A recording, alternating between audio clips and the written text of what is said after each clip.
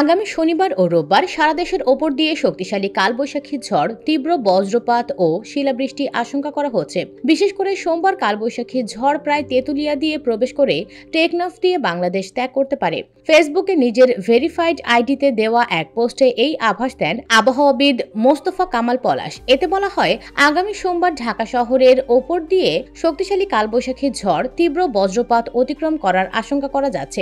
একই সঙ্গে তীব্র বজ্রপাত ও শিলাবৃষ্টি আশঙ্কা করা হচ্ছে। পোস্টে মোস্তফা কামাল লেখেন, গণমাধ্যম কর্মী ও সরকারের কৃষি উপদেষ্টার দৃষ্টি আকর্ষণ করছি।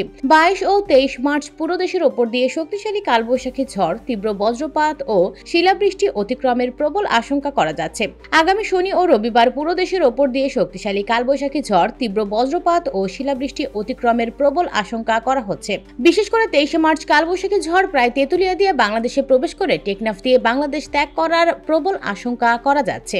মোস্তফা কামাল আরও লেখেন, ঢাকা শহরের ওপর দিয়েও 23 মার্চ শক্তিশালী কালবৈশাখী ঝড়, তীব্র বজ্রপাত অতিক্রম করার আশঙ্কা করা যাচ্ছে।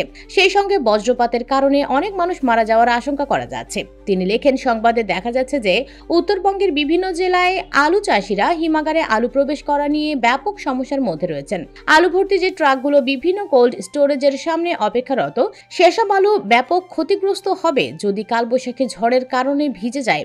এসব আলু পুরোপুরি পচে যাবে। এমনকি কোল্ড স্টোরেজের মালিকরা এসব ট্রাকের আলু হিমাগারে ঢোকাতে রাজি নাও হতে পারে। সরকারের উদ্দেশ্যে মোস্তফা কামাল পলাশ লেখেন, অন্তর্বর্তীকালীন সরকারের কৃষি উপদেষ্টার প্রতি অনুরোধ, হিমাগারের সামনে অপেক্ষারত আলু চাষীদের আলু হিমাগারে প্রবেশের ব্যবস্থা করার জন্য।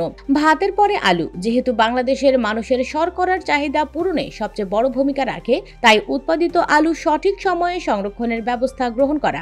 এর আগে বাংলাদেশ আবহাওয়া অধিদপ্তরের আবহাওয়াবিদ হাফিজুর রহমানের নদীবন্দরগুলোর জন্য দেয়া পূর্বাভাসে জানায়, শুক্রবার বেলা 3:30 থেকে আগামী 1টা পর্যন্ত রাজশাহী, পাবনা, যশোর, কুষ্টিয়া, ফরিদপুর, ঢাকা, ময়মনসিংহ, কুমিল্লা এবং সিলেট অঞ্চল সমূহের ওপর দিয়ে দক্ষিণ অথবা দক্ষিণ পূর্ব দিক থেকে ঘন্টায় 45 থেকে 60 কিলোমিটার বেগে অস্থায়ীভাবে দমকা অথবা ঝোড়ো হাওয়া সহ বৃষ্টি অথবা বজ্রবৃষ্টি হতে পারে।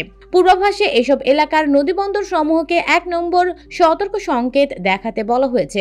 আবহাওয়াবিদদের এমন খবরে অনেকেই আতঙ্কিত হয়ে পড়েছেন। কেউ কেউ আবার ফেসবুকে তথ্য দেয়া এবং সে অনুযায়ী সংবাদ প্রচার নিয়ে সমালোচনাও করছেন। তাদের মন্তব্য, জাতীয় পত্রিকাও কি ফেসবুক নির্ভর হয়ে গেছে?